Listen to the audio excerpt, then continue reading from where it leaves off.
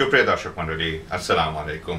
Bangladesh news TV loss এঞ্জেলেসের পক্ষ থেকে আপনাদের সবাইকে স্বাগত জানাচ্ছি। আচ্ছা, স্টক মার্কেটের বিষয়টা গতবার আমরা যা বলেছিলাম আমি সেই স্ট্যান্ডে আছি। ওইটাই নিয়ম, ওইটাই বিষয় হয়ে থাকে। স্টক মার্কেট খারাপ হলে সরকারকে দায়ী করে রাস্তার মধ্যে আন্দোলন করে লাভ হবে না। স্টক মার্কেট হিরিকে চলে। ফিউচার মার্কেট তো মানুষ মনে করে স্টকের দামটা বাড়বে এবং লাভ হবে দ্বিগুণ, এর জন্য প্রচুর স্টক কিনেছে। আমার যেটা মনে হয়েছে, বাংলাদেশের স্টক এত মানুষ কিনেছে, দামটা খুব বেশি বেড়ে গেছে আর কি, কাজে ওইটা পড়ে যাবে। আমার মনে হয় অর্ধেক পর্যন্ত এসে থামতে পারে, আবার বাড়বে। আপনারা দেখেছেন আমেরিকান স্টক মার্কেট ক্র্যাশ করেছিল, ওই কারণেই ক্র্যাশ করে।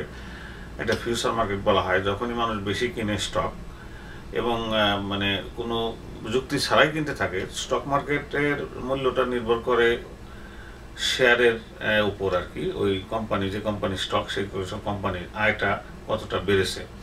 আয় যদি 5% বাড়ে, তাহলে 2-3 টাকা যদি স্টক বাড়ে, তাহলে দ্যাট মেক্স সেন্স।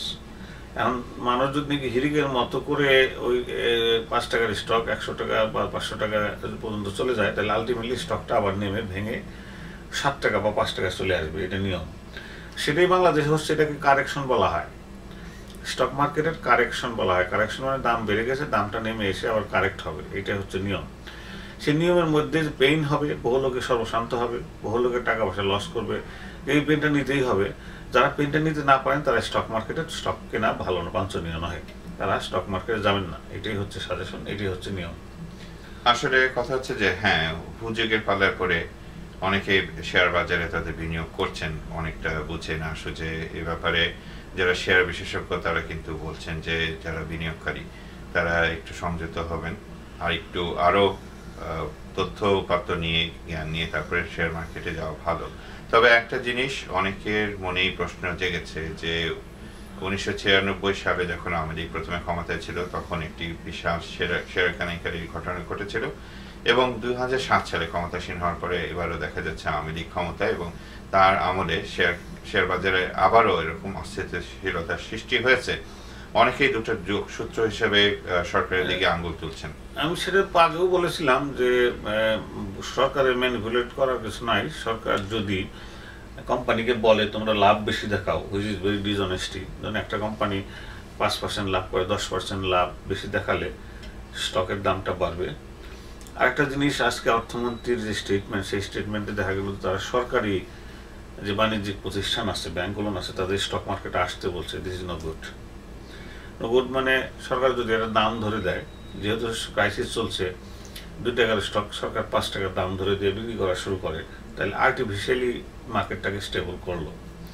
কিন্তু আলটিমেটলি স্টকের মার্কেটে যেখানে যাবার সেখানেই যাবে, যেটা মূল্য যা আছে ওইখানে যাবেই, বিশ্বব্যাপী সেটা হয়ে আসছে। অনেকে কিন্তু বলছেন যে 1996 সালে যা বাংলাদেশে যে ব্যবসায়ীর প্রতি মানুষ আঙ্গুল তুলেছিল, অভিযোগের আঙ্গুল, সেই সালমান এফ রহমান এখন যখন প্রধানমন্ত্রী অর্থনৈতিক উপদেষ্টা, সেই সাথে তিনি বিশাল একটি ব্যবসা প্রতিষ্ঠানের মালিকও, এবং শেয়ার বাজারের অনেক কিছুই নাকি তার ইশারায় হয়। তো এই যদি হয় অবস্থা, তাহলে তো দেখা যাচ্ছে যে আপনি যেভাবে বলছেন, সরলীকরণ করছেন, ব্যাপারটা ততটা সরল নয়। ব্যাপারটা এখানেও কিছুটা হয়েছে, আমেরিকাতে হয়েছে, ম্যানিপুলেশন হয়েছে। ম্যানিপুলেশনটা কিভাবে সেটা শুনুন। সেটা হলো কি, যদি গুজব রটানো হয় যে 10টা স্টকের দাম, 10টা স্টক, যে স্টকগুলো না আছে ভালো কোম্পানি বলা হয়, এবং সেই কোম্পানি অত্যন্ত লাভ হবে আগামী 5 বছরে, এই জাতীয় গুজবে কিছু স্টক মানুষ কিনতে পারে। একভাবে এটা ম্যানিপুলেট করা যায়। আর দ্বিতীয়ভাবে ম্যানিপুলেট করা যায়, পার্টিকুলার কোনো স্টক যদি আননেসেসারি একজন কিনতে থাকে, কিনা আর্টিফিশিয়াল ক্রাইসিস করতে পারে, কিন্তু সেটা খুব বেশি দিন করা যায় না, তাতে ওই স্টকটার দিকে মানুষ বেশি ঝুঁকে যায়। যদি তাহলে স্টকটা 5 টাকার স্টক, আমি আবার বলছি, বেড়ে যদি 100 টাকায় যায়, সে 100 টাকায় যাওয়ার পরে আলটিমেটলি স্টকটা নিচে আসবে। সেটাই নিয়ম। সেটা করতে পারে, কতটা করতে পারে আই হ্যাভ এ ডাউট, কিন্তু আলটিমেটলি কাজ করে না স্টক মার্কেটে যেভাবে যায়। কিছু টাকা উঠে কিছুদিনের জন্য যদি এরকম হুজুগ উঠিয়ে বেশ কিছু টাকা পকেট পড়া যায়, তো মন্দ কি? অনেকে বলছেন যে বেশ কিছু টাকা 1996 সালে পার্শ্ববর্তী দেশে পাচার করা হয়েছে, সেটা এই পর্যন্ত অভিযোগের পর্যায়ে এসছে, এখনো প্রমাণ সহ কেউ উপস্থাপন করতে পারেনি। এটা মেইনলি হচ্ছে কথিত কথা আর কি।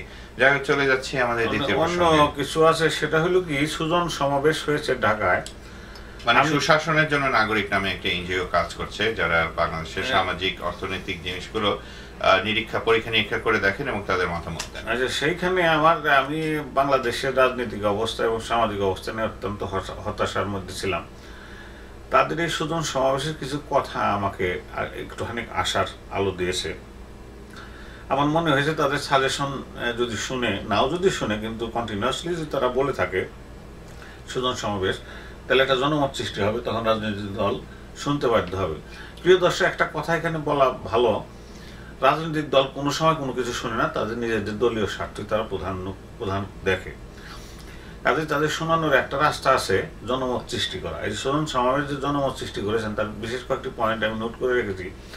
খুব সুন্দর কিছু পয়েন্ট বলেছেন। দলীয়করণ করা মানে সবকিছু দলের অধীনে যাবে, দল সবকিছু নিয়ন্ত্রণ করবে, সরকার নিয়ন্ত্রণ করবে, সরকারের পুলিশ নিয়ন্ত্রণ করবে, মিলিটারি নিয়ন্ত্রণ করবে। এটা করলে সে দেশের অবস্থা ভালো হয় না, সেটা তারা তুলতে পেরেছেন।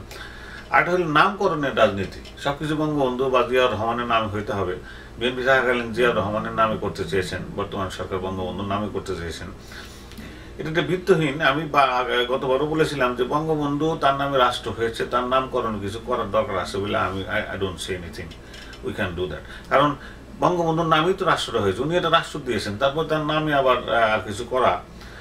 তদ্রুপ জিয়াউর রহমান একটা মুক্তিযোদ্ধা ছিলেন, উনি যথেষ্ট অবদান আছে, কাজে তার নামে কিছু করা বা না করা এতে কিছু আসে যায় বলে আমার মনে হয় না। আরেকটা পয়েন্ট তারা দিয়েছে ব্যক্তি পূজা। ব্যক্তি পূজার একটা সমস্যা সমস্ত মুসলিম দেশেই আছে, বাংলাদেশে বেশি আছে। কারণ হলো কি, গত 30 বছর যাবত একজন লোক একটা পার্টির প্রধান থাকে কেমনে, এটা does not come to my sense. Khaleda রয়েছেন 15-20 বছর যাবত, কারণ খালিদা না থাকলে বিএনপি ধ্বংস হয়ে যায়, জেলে গেছিল, বিএনপির অবস্থা ভালো না। এদিকে হাসিনাও রয়েছেন, প্রাইম মিনিস্টার, সে হয়েছেন 3বার বোধহয়, 2বার। উনি দীর্ঘ 30 বছর যাবৎ রাষ্ট্রীয় ক্ষমতায় তো আসেনি, এরপরে পার্টির প্রধান থাকেন কি করে? উচিত 4-5 বছর পর পর চলে যাওয়া, নতুন আসা, নতুন ধারা সৃষ্টি হওয়া। কাজে ব্যক্তি বোঝা, তার সমর্থন বেশি থাকলে অন্য কেউ টিকতেও পারবে না। এই যে ব্যক্তি বোঝা, সেটা বন্ধ করার একটা কথা এসেছে। আর একটা সবচেয়ে ইম্পর্টেন্ট পয়েন্ট, বিরোধী দলকে সরকারের সহযোগিতা নিয়ে আসা। দেশে পার্লামেন্ট চলছে, সেখানে বিরোধী দলকে যে কোনো মূল্যে নিয়ে আসতে হবে। তারা কি চায়, যা চায় সেটাই দেওয়া যায়। তারা টাকা চাইবে না, তারা চাইবে ভালো সিট, বেশি সময় বরাদ্দ, তারা কিছু কথা বলতে চান। সেই কথাগুলো শুনলে দেশের জন্য মঙ্গলই হবে, অমঙ্গল হবে না। আচ্ছা, আওয়ামী লীগ রাজনীতিকরণ করছে, সবকিছুতে আওয়ামী লীগ নিজেদের রাজনীতির দিকে নিয়ে যাচ্ছে, সেটা আমরা দেখেছি। তদ্রুপ বিএনপিও যে করে নাই এটাও কথা না। বিএনপি থাকাকালীন সময় আমরা দেখেছি বিএনপিও তার লোকজন বিভিন্ন রাষ্ট্রীয় ক্ষমতা বসিয়েছে। তার একটা সমাধান আছে, আমেরিকান সমাধান। আমেরিকা কিন্তু এরা অফিসিয়ালি সব কিছু করে। রিপাবলিকান প্রেসিডেন্ট যদি নির্বাচিত হয়, তাহলে 5 থেকে 6 হাজার হোয়াইট হাউসের স্টাফ সবই ওদের হবে। সেটা করা যেতে পারে। অফিসিয়ালি করলে তাহলে হবে কি, এটা হবে না। পুলিশ চিফ রিপাবলিকানরা তাদের করে, সিআই চিফ তাদের করে। তদ্রুপ আওয়ামী লীগ ক্ষমতা আসলে সব কিছু যদি তাদের করে, সেটা অফিসিয়ালি করলে কিন্তু তাহলে সমস্যাটার সমাধান কম হবে। কারণ অফিসিয়ালি যদি করে, তাহলে সমস্যার সমাধান কম হবে, তারা রেসপন্সিবল হবে। আওয়ামী লীগের অ্যাডমিনিস্ট্রেশন, আওয়ামী লীগের প্রাইম মিনিস্টার, আওয়ামী লীগের প্রেসিডেন্ট। তাদের দেশে কোনো কিছু খারাপ হলে আওয়ামী লীগ দায়ী থাকবে বা বিএনপি দায়ী থাকবে, এভাবে করা যেতে পারে। আরেকটা হলো যে র্যাপ কিলিং এর একটা বিষয় আছে। এই ব্যাপারে আমি মন্তব্য করতে আমার জন্য কষ্টকর, কারণ কিলিংটাকে আমি যে খুব একটা অসমর্থন করি তা না। দেশের অরাজকতা এমন একটা পর্যায়ে চলে গেছিল, ওই জাতীয় কিছু চিহ্নিত লোকজন মেরে না ফেললে দেশের সেটা নিয়ন্ত্রণ আনা মুশকিল হতো। এটা আমাদের দেশের স্টাইল অফ ডেমোক্রেসি বলা যেতে পারে, যদিও আইন সিদ্ধ নয়। বিষয়টা হচ্ছে আইন করে তাদের পানিশমেন্ট দেওয়া। সে আইন করে পানিশমেন্ট দিতে, একজনকে পানিশমেন্ট দিতে 2 বছর, তার 3 বছর যদি সময় লাগে, তাহলে কিন্তু মূলত ক্রাইমটা বন্ধ হয় না। এই মোটামুটি সুজন সমাবেশের এই কটা পয়েন্ট আমার ভালো লেগেছে। আপনি কিছু মন্তব্য করবেন? সুজন যা বলেছেন আর কি, সেটা বাংলাদেশে যদি প্রয়োগ করা যেত তাহলে হয়তো এত কথা বলার প্রয়োজন ছিল না। আর তাছাড়া মানে পরিবর্তন যদি আনতে হয়, সেটা রাজনৈতিক দল না, সেটা আসতে হবে বাংলাদেশের মানুষের, সাধারণ মানুষের ভেতর থেকে। কিন্তু আমরা দেখতে পাচ্ছি যে অনেক ইস্যুতে আমরা অসহিষ্ণু এবং অনেক সময় আমরা চিন্তা না করে একটা কাজ করে ফেলি বা আবেগের বশবর্তী হয়ে এমন কিছু কাজে বা দলকে সমর্থন দিয়ে বসি যাদের রেকর্ড ঠিক ভালো নয়। সচেতনতার ব্যাপারটা যদি দেখি, তাহলে দেখব যে গত সংখ্যায় আমরা বলেছিলাম যে আরিয়াল বিল নিয়ে মুন্সিগঞ্জের মানুষ ভীষণ রকম ক্ষুব্ধ বিক্ষুব্ধ, এই নিয়ে পুলিশের সাথে তাদের দফায় দফায় অনেকবার সংঘর্ষ হয়েছে এবং অবশেষে সরকারের চৈতন্য দেওয়া হয়েছে, তারা আরিয়াল বিলের ভরাট করে বিমানবন্দরের যে প্ল্যানটা ছিল সেটা তারা করবেন না বলে সিদ্ধান্ত নিয়েছেন এবং ঘোষণা দিয়েছেন। তবে বিমানবন্দরের বাড়ানোর যে ইস্যুটা, তারা কিন্তু সেই ইস্যু থেকে সরে আসেনি, তারা খুঁজছেন আরো জায়গা। আমরা আশা করব যে বাংলাদেশে যে যোগাযোগ ব্যবস্থাটা রয়েছে বিদ্যমান, রাস্তাঘাট বলুন, বলেন, আমি শেষ করিনি। সেটা হলো কি যে বিমানবন্দর, আমাদের ডক্টর জয়নাল আবদিন, উনি এক্সপার্ট এনভায়রনমেন্টাল সায়েন্টিস্ট, উনি বললেন যে বাংলাদেশে 20টা বিমান পার ডে হ্যান্ডেল করে, মানে 5টা এয়ারলাইন্স আসে, প্রতি সপ্তাহে আসে না। কাজে বাংলাদেশের ক্যাপাসিটি আছে 200 বিমান হ্যান্ডেল করা, জিয়া ইন্টারন্যাশনাল এয়ারপোর্ট, যেটা নামকরণ করে শাহজালাল এয়ারপোর্ট হয়েছে সেখানে। কাজে যেহেতু তাদের ফুল ক্যাপাসিটি থাকলে সেটাই তারা এক্সিকিউট করতে পারতেছে না। 200 বিমান হ্যান্ডেল করতে পারে, 20টা বিমান হ্যান্ডেল করে পার ডে, কারণ বেশি বিমান আসে না বাংলাদেশে। তো আরেকটা নতুন বিমান সৃষ্টি করে একটা বিশাল একটা ব্যয়ের, 50,000 কোটি টাকা, এবং এই 50,000 কোটি টাকা কোথা থেকে আসবে সে সম্বন্ধে কোনো আইডিয়া আমাদেরকে না প্রধানমন্ত্রী না অর্থমন্ত্রী দিয়েছেন। তারা শুধু বলছেন যে 50,000 কোটি টাকা লাগবে। এবং আমাদের দেশে যে টেন্ডার নিয়ে, এই যে টেন্ডার বা বিভিন্ন উন্নয়ন কর্মকাণ্ডে যে চুরি চামারি ঘটে থাকে, ব্যাপারটা খুব স্থূলভাবে আমাদের বলতে হচ্ছে, বাধ্য হয়ে এবং দুঃখের সাথে বলতে হচ্ছে যে সমস্ত ব্যাপারে হাজার হাজার কোটি কোটি টাকা নয়ছয় হয় এবং উপরতলা থেকে শুরু করে নিচতলায় সবাই মোটামুটি এর ভাগিদার।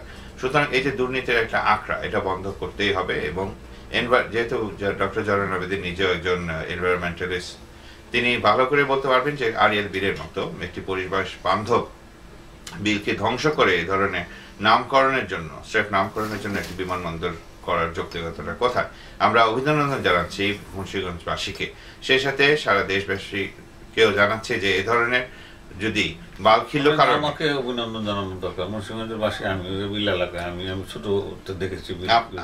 আপনাকে অভিনন্দন। তবে আপনার বোধহয় দেশে যাওয়া উচিত ছিল, দেশে গিয়ে আন্দোলন করা উচিত ছিল। যদিও জানি না যে আপনার হাড়গোড় আস্ত থাকতো কিনা। দেখা যাচ্ছে যে সরকার পিছিয়ে এসছে ঠিকই বিমানবন্দর করে, কিন্তু অজ্ঞাত নামা লোককে আসামি করে হাজার হাজার লোকের নামে ঢালাভাবে মামলা দিয়ে তাদের হয়রানি করা হচ্ছে।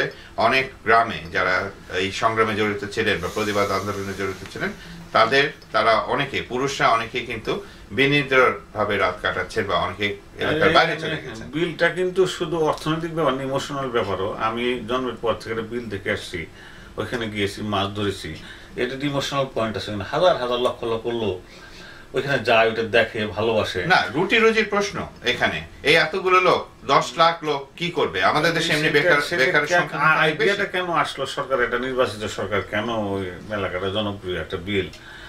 আসলে কিন্তু বিল নাই, এখন সব শেষ হয়ে যাচ্ছে। না, বিল আছে, যথেষ্ট রকমই আছে। তবে একটা জিনিস সত্যি, যে এই যে এতগুলো 5-6 জন নিরীহ গ্রামবাসীর প্রাণ গেল, একজন পুলিশ অফিসার নিজেও নিহত হলেন, এই যে এতগুলো লোকের রক্ত ঝরলো, এই কিম্ভূত কিমাকার ধারণাটি যার মাথা থেকে বের হচ্ছে, আমার মনে হয় সরকার আন্তরিক হলে তাকে আগে জেলে পড়া উচিত এবং খুনের দায়।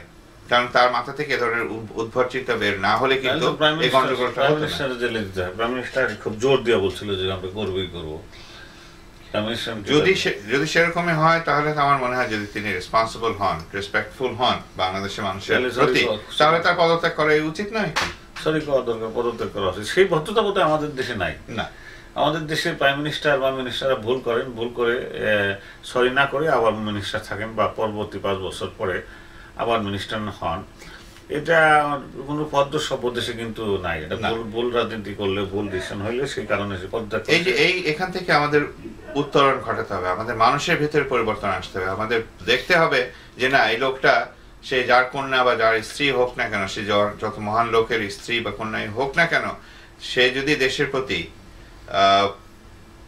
আনুগত্যশীল না হয়, সে যদি মানুষের স্বার্থের দিকে না তাকায়, তাহলে আমরা কেন তার পেছনে পেছনে যাব? এই জিনিসটা রাখতে হবে। আমাদের ভেতরে এই বোধটুকু নেই বলে কিন্তু দেখা যাচ্ছে যে বছরের পর বছর অনেকটা গণতন্ত্রের নামে এক ব্যক্তি কেন্দ্রিক শাসন চলছে। আচ্ছা, বিষয়টা ব্যক্তিকেন্দ্রিক শাসনই। এই কারণে আমি আগেও বলেছিলাম যে প্রতি 5 বছরে ইলেকশন করে একজন নির্বাচিত করলেই একটা পার্টিকে, এটা গণতন্ত্র হয় না। গণতন্ত্রের পূর্ব শর্ত নির্বাচনে যারা বিজয়ী হলেন, তারা যারা পরাজিত হয়েছে তাদের ভাইয়ের মতো দেখতে হবে, তাদের ডেকে আনতে হবে সরকারে, তাদের সাহায্য করতে চাইতে হবে। এবং আরো একটি বিষয় আছে, সেটা হলো এই যে বিরোধী দল লাইসেন্স আছে যা খুশি বলতে পারে, সেটা যদি বেআইনিও হয় তাও তারা বলতে দিতে হবে। এইভাবেই সরকার ব্যালেন্স থাকে। সরকারি দল সবসময় শাসনের দিকে যায়, কারণ ক্ষমতা বেশি থাকে, আর বিরোধী দল চেঁচামেচি করে এটাকে ব্যালেন্স থাকে। দ্যাট ইজ কল গণতন্ত্র। কাজে বিরোধী দলের যদি পার্টিসিপেশন না থাকে, আমি বলবেন যে খালেদাকে তো বলা হয়েছে, বিএনপিকে বলা হয়েছে তারা আসে নাই, তারা আসে নাই, তাদের আনার দায়িত্ব কিন্তু সরকারি দলের অনেক বেশি। এই ফাঁকে আমি একটু আপনাকে থামাচ্ছি এই কারণে যে সুপ্রিয় দর্শক মন্ডলী, জনাব কুদ্দুস খান নিজেও বলেন যে না, আমার বক্তব্য অনেকটা আওয়ামী লীগ বিরোধী এবং বিএনপির পক্ষে চলে যায়। সেখানে আমার বেশ কিছু করার নেই, কারণ ক্ষমতা এখন আওয়ামী লীগ যেহেতু রয়েছে এবং তাদের বিভিন্ন কর্মকাণ্ড এমনই যে সেটা বললে বিএনপির পক্ষে চলে যাওয়া খুব স্বাভাবিক। যেমন আপনি বলছেন যে বিরোধী দলকে, অর্থাৎ বিএনপিকে পার্লামেন্টে আনার দায়িত্ব আওয়ামী লীগ সরকারের। বিএনপি কিন্তু গিয়েছিল পার্লামেন্টে, সেখানে গিয়ে যদি দেখে যে আইনমন্ত্রী যার নামে অভিযোগ রয়েছে যে তিনি 71 সালে যুদ্ধ অপরাধীদের পক্ষে কাজ করেছিলেন, সেই আইনমন্ত্রী যদি বলেন যে মুক্তিযোদ্ধা পাকিস্তানের দালাল ছিলেন, পাকিস্তানের চর ছিলেন, তিনি কোনো মুক্তিযোদ্ধা ছিলেন না, মতিয়া চৌধুরীর মতো একজন বর্ষিয়ান যিনি নেত্রী, একটা সেকেন্ড শেষ করে দিই, মতিয়া চৌধুরীর মতো নেত্রী বা সাহারা খাতুনের মতো স্বরাষ্ট্রমন্ত্রী যখন ওই একই কথার প্রতিধ্বনি করেন, অপমান করা হয়েছে যখন, তো স্বভাবতই দেখা যাচ্ছে যে গালাগালির আখড়া থেকে বিএনপি দূরেই রয়েছে। তাছাড়া এই নির্বাচনের আগে শেখ হাসিনা প্রতিশ্রুতি দিয়েছিলেন যে ডেপুটি স্পিকার করা হবে বিরোধী দলের একজনকে, এবং আমরা দেখতে পাচ্ছি যে সেই প্রতিশ্রুতি তারা বেমানুম ভুলে গিয়েছেন। এই যে গালাগালি করা হচ্ছে সংসদে, তাদের কথা বলতে দেওয়া হচ্ছে না, এই অবস্থায় কি করে বিরোধী দল সংসদে যাবে? এই প্রশ্নটা কিন্তু আপনাদের কাছে রইল। আমার বক্তব্য হচ্ছে এই যে বিরোধী দলের দায়িত্ব আছে, দেশটা তাদের, দেশটা আওয়ামী লীগের না, দেশটা বিএনপিরও, অথবা যে কোনো বিরোধী দল যারাই আছেন তাদের সংসদে দেওয়া উচিত এবং কথাগুলো বলা উচিত। যদি না শুনে তাহলে সংসদের সামনে বসে আপনি অনশন করেন, তাহলে সাংবাদিকরা দেখবে, বিশ্ববাসী দেখবে, তাহলে জিনিসটা ইস্যু হবে। আরেকটা জিনিস ইন্টারেস্টিংলি, সেটা হলো কি যে আমাদের জনমত যদি সৃষ্টি না করা হয়, আমাদের জনমত যেমন প্রধানের মতো, সেটা হলো কি যে এইটার আওয়ামী লীগ অর বিএনপি, যারা আওয়ামী লীগ করতেছে আওয়ামী লীগের কোনো দোষ তারা দেখছেন না, যারা বিএনপি করছেন তারা খালেদা জিয়া বা বিএনপির কোনো দোষ দেখছেন না। এটা কিন্তু ঠিক না।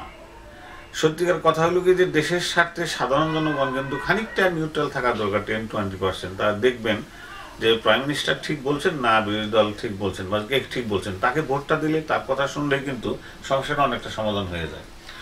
তা না করে আমরা যে দল ভিত্তিক একটা রাজনীতি, দল সব দেশেই আছে, কিন্তু ন্যায় অন্যায় বলতেও কথা আছে, জনগণের স্বার্থের কথা, দেশ ভিত্তিক রাজনীতিক মনস্ক হতে হবে। জনগণকে দেশ ভিত্তিক ইস্যু হিসেবে দেখতে হবে, যে দেশের স্বার্থে কে কথা বলছেন, কে কাজ করছেন, এবং সে মতে তাদের সমর্থন বা বিরোধিতা করতে হবে। স্রেফ আমি আগে বলেছি, একটু আগে, স্রেফ আওয়ামী লীগ বা আওয়ামী লীগ বিএনপি বলে কিছু যদি করা হয়, তাহলে আমরা এই যে রাজনৈতিক দুর্বিষহতা, এর পাকে কিন্তু আমরা ঘুরতে থাকবো।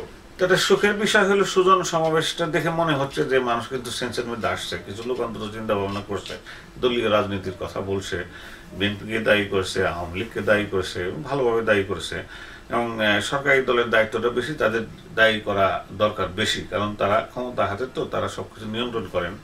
তাদের কিন্তু চেক ব্যালেন্স করার জন্য সুজন সমাবেশ বোধহয় আমার একটা ভালো ভূমিকা রাখছে বলে আমার ধারণা।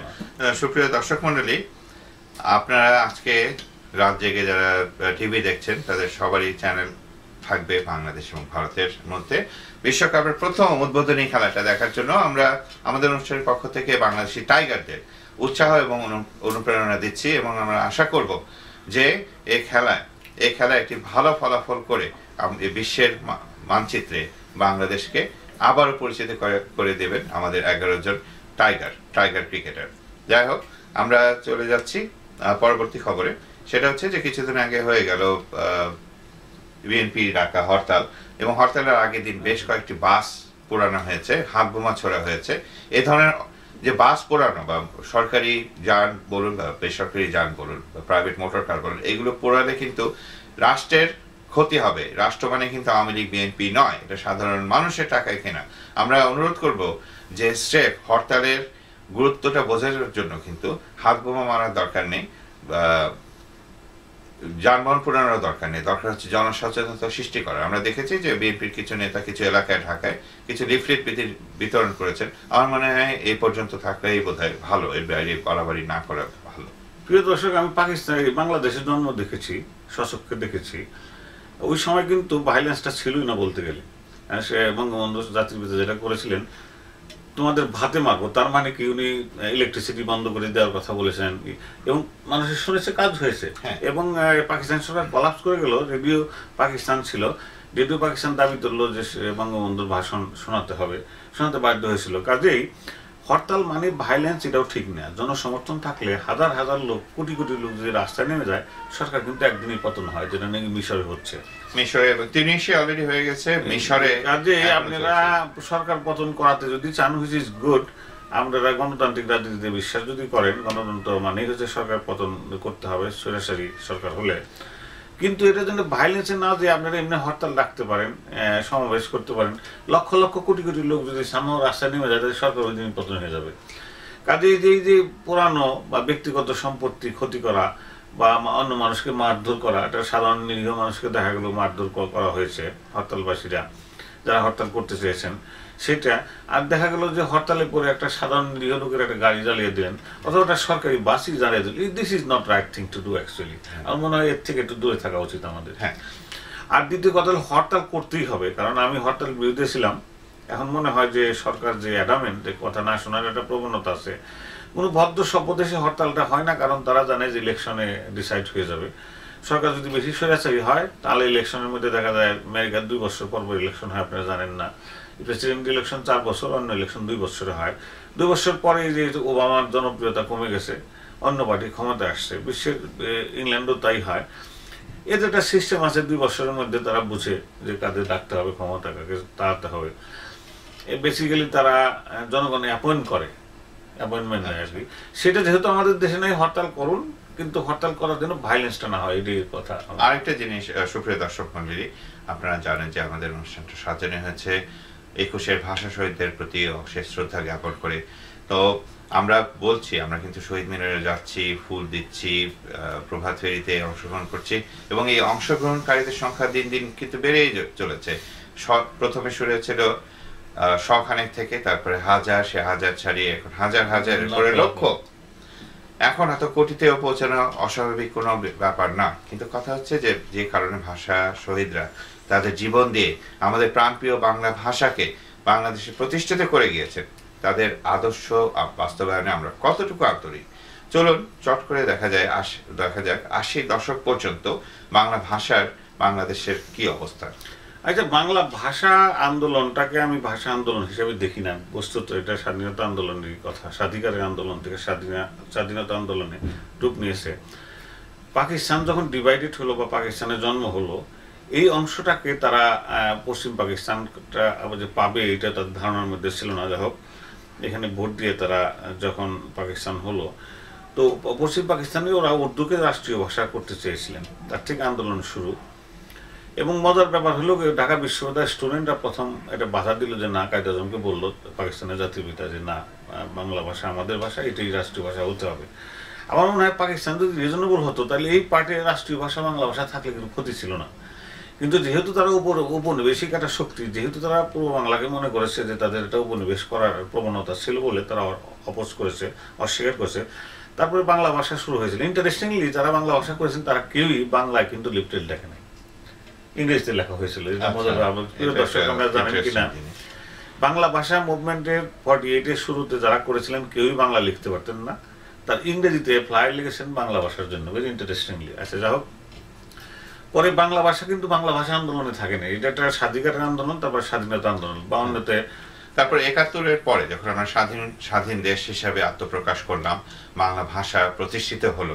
এরপর থেকে আজ পর্যন্ত দেখা যাচ্ছে যে বাংলা ভাষার উন্নতির চেয়ে একটা মিক্সচারের মধ্যে পড়ে গেছে। আমি সেটা দেখবো না, আমি অন্যভাবে দেখি। সেটা হলো, বাংলা ভাষা যখন প্রতিষ্ঠিত হলো, বাংলাদেশ তখন হলো, একটা ক্ষতি আমাদের হয়েছে ভাষা আন্দোলনের, সেটা হলো কি যে ভাষাকে আন্তর্জাতিকভাবে বেশি প্রাধান্য দেওয়া হচ্ছে, যে আমাদের আন্তর্জাতিক কি বলে এটাকে, যে বাংলা ভাষা এখন মাতৃভাষা, এখন আন্তর্জাতিক ভাষা। হ্যাঁ, আন্তর্জাতিক মাতৃভাষা হিসেবে কিন্তু স্বীকৃত হতে পারে, জাতিসংঘ স্বীকৃত দিয়েছে অন্য কারণে, কারণ ভাষার জন্য কিছু লোকজন মারা গেছে, এটা সত্যি একটা দেশপ্রেমের একটা দৃষ্টান্ত হিসেবে তারা অ্যাকসেপ্ট করছে। কিন্তু ভাষাটাকে আন্তর্জাতিক বেশি প্রাধান্য দিলে কিন্তু ভাষার গুরুত্ব নষ্ট হবে, কারণ আন্তর্জাতিক মেক্সিকান তো বাংলা ভাষায় কথা বলবে না। কাজে বাংলা ভাষাটা বাঙালিদের ভাষা, 21শে ফেব্রুয়ারি বাঙালিদের অনুষ্ঠান, এটাকে বাংলা ভাষাকে ওইখানে প্রতিষ্ঠিত করলেই আন্তর্জাতিকভাবে এটা প্রতিষ্ঠিত হবে। কাজে প্রিয় দর্শক, অনেকেই খুব প্রাউড হয় আন্তর্জাতিকতার দিকে বেশি যোগ দিলে ভাষাটা কিছুটা ক্ষুণ্ণ হবে, নষ্ট হবে, এক। আর দ্বিতীয় কথা, বাংলা ভাষা যখন প্রতিষ্ঠা হয়েছে ইংরেজিতে প্রাধান্য বেড়ে গেছে, এটা জানেন আপনি? ইদানি বেড়েছে, কারণ 20% বাঙালি বাংলাভাষী হচ্ছে বিশ্বের বাইরে, আমেরিকাতে আছে, ইউরোপে আছে। কাজে আমাদের চাকরি পেতে হলে ইংরেজি ভাষাটা শিখতে হবে। এটা কিন্তু দোষ না, দুইটা ভাষা জানা কিন্তু দোষ না। যখন বাংলাদেশ স্বাধীন হলো, সুপ্রিয় দর্শক মণ্ডলী, আপনি ভালো করে জানেন যে বঙ্গবন্ধু শেখ মুজিবুর রহমান তিনি কিন্তু বাংলার পাশাপাশি ইংরেজিকে যথেষ্ট গুরুত্ব দিয়েছিলেন। এ পর্যন্ত যারা এসেছেন শাসন ক্ষমতায় তারা কিন্তু ইংরেজির গুরুত্বকে অস্বীকার করেননি। এখন পর্যন্ত বাংলাদেশে দুটো অফিসিয়াল ভাষা পাশাপাশি চলে, একটা হচ্ছে বাংলা, একটা হচ্ছে ইংরেজি। অফিসিয়াল ভাষা হিসেবে ইংরেজি নিতে যাচ্ছি না, না, এটা চলে আসছে। আমি নিতে যাচ্ছেন না, না না, আপনি নিতে যাচ্ছেন না, সেটা অন্য জিনিস। কিন্তু আপনি উচ্চ ডিগ্রি নিতে যান, সেখানে ইংরেজি। আপনি কোর্টে যান, সচিবালয়ে যান, সবখানে কিন্তু জাপানে যান, তাহলে জাপানিরা কিন্তু 100% জাপানিজ কথা বলে, জাপানি লেখে। একটা সেকশন অফ পিপল আছে যারা নাকি বিদেশের সাথে যোগাযোগ করবে, তারা ইংরেজি জানবে, ভালো করে জানে, চাইনিজরাও তাই করে। আচ্ছা, তো আমেরিকানরা করে না, আমেরিকানদের ভাষাই হচ্ছে ইংরেজি। কাজে বাংলা ভাষাকে রাষ্ট্রীয় ভাষা, ঠিক আছে, রাষ্ট্রীয় ভাষা একটাই ভাষা থাকা উচিত, সেটা হলো আমরা যে ভাষায় কথা বলি। তার পাশাপাশি না, ইংরেজি ভাষার জন্য কিছু লোক রেডি করতে হবে, এবং যারা বিদেশে চাকরি করতে চান, বিদেশে কনসুলেট আছে তাদের, আমাদের যে কনসুলেট আছে, কনসুলেটে যারা চাকরি করতেন তাদের ইংরেজি শেখাতে হবে। আর কিছু লোক আছে বাংলাদেশে যারা বিদেশে চাকরি যাইতে ইচ্ছুক, আমাদের মতো। আমাদের তো স্কুল থেকে ইংরেজি এবং বাংলা দু ভাষায় দক্ষ করে তোলা হয়, অপশনাল করে দিলেই হয়। ইংরেজি অপশনাল করাটা কতটুকু প্র্যাকটিক্যাল হবে জানি না। আপনি যেহেতু বলছেন যে আমাদের রেমিটেন্সের প্রয়োজন, রাইট, যাকেই বলেন আপনি বাংলাদেশে যদি যান, এই মুহূর্তে যদি একটা জরিপ করা হয়, তাহলে দেখা কিন্তু যাবে যে সবাই বলছেন, 100% লোকে বলছেন যে না, আমি বিদেশ যাবো, বিদেশ যেতে শিখবে। তাহলে এই কারণেই ইংরেজি কিন্তু চলেই আসছে, বিশেষ করে উচ্চতর ডিগ্রি নেওয়ার জন্য ইংরেজি শেখার বিকল্প নেই। কনফ্লিক্টটা কিন্তু সেখানে না, সুপ্রিয় দর্শক মন্ডলী, কনফ্লিক্টটা হচ্ছে সেখানে যে আজকাল আমাদের যে নতুন জেনারেশন বা নতুন প্রজন্ম, তাদের ভেতরে একটা অদ্ভুত রকমের ভাষা চলে আসছে। সেই ভাষাটার 3টা ভাষার জগা খিচুড়ি, হিন্দি, বাংলা এবং ইংলিশ। এবং আমরা জানি যে হিন্দি ভাষা কোনো আন্তর্জাতিক ভাষা নয়, খোদ ভারতের সব জায়গায় হিন্দি চলে না। শুধু বলিউডের ছবি দেখার সুবিধার্থে হিন্দি ভাষা শেখার দরকার নেই। এবং এই ভাষার আমরা যে উর্দুর বিরুদ্ধে সংগ্রাম করে, আমি শেষ করে দিচ্ছি, শেষ করছেন, সেটা হলো কি যে ভাষার ব্যাপারে আমার বাঙালি একটু কনফিউজড। একজনের নাম হলে আছে সুজন, সুজনটা বাংলা, শুনতে শোনা যায় হিন্দু, আমার ফ্যামিলির কথা বলছি। একজন আল মাসুদ, এই যে আল মাসুদটা কোথেকে আসলো? আরবি প্রভাব। কারণ আমার বোন মনে করেছে যে আল্লাহর সাথে একটু সম্পর্ক করার জন্য আরবি নামটা করেছে, আবার আরেকটা ছেলেকে বাংলা নাম করেছে। এই যে কনফিউজিং। আর আবার হিন্দি যারা দেখে, তারা হিন্দিতে কিছু কথা বলার চেষ্টা করে, হিন্দিতে নাম রাখার চেষ্টা করে, এই সবটাই ভুল। আমরা বাঙালি, বাংলায় সমস্ত নামকরণ হতে পারে, বাংলায় কথা বলতে পারি, ইংরেজি শিখতে দোষ নাই, আরবি শিখতেও দোষ নাই, শিখতে পারেন, এটা অ্যাডিশনাল ভাষা হিসেবে, এটা হলো আমার বক্তব্য। কাজে আপনারা কনফিউজড, আমি ঢাকায় কনফিউজ কালচার, এক্সট্রিম কালচার মনে হচ্ছে আমার কাছে, কি যারা বাংলা শিখছে। শুধু তাই না, ভাষার সাথে সাথে দেখা যাচ্ছে যে তাদের পোশাক আশাক, কথাবার্তা, খাওয়া দাওয়া সবকিছু একটা অনুকরণের একটা অদ্ভুত চেষ্টা, যেটা আমাদের স্বতন্ত্র বোধটাকে কিন্তু নষ্ট করে দিবে। আমাদের ভাষায় যদি এরকম হয়, সুপ্রিয় দর্শক মনে চিন্তা করে দেখুন যে আমরা দুজন বাঙালি বসে এখানে কথা বলছি, অনুষ্ঠান মানছি, সেখানে যদি আপনারা দেখতে পান যে কথায় কথায় আমার, তোমার বা বেশ কিছু হিন্দি শব্দ দিয়ে যদি আমরা আপনাদের সাথে কাছে উপস্থাপন করি, স্বভাবতই ব্যাপারটা কিন্তু খুবই দৃষ্টিকটু হবে।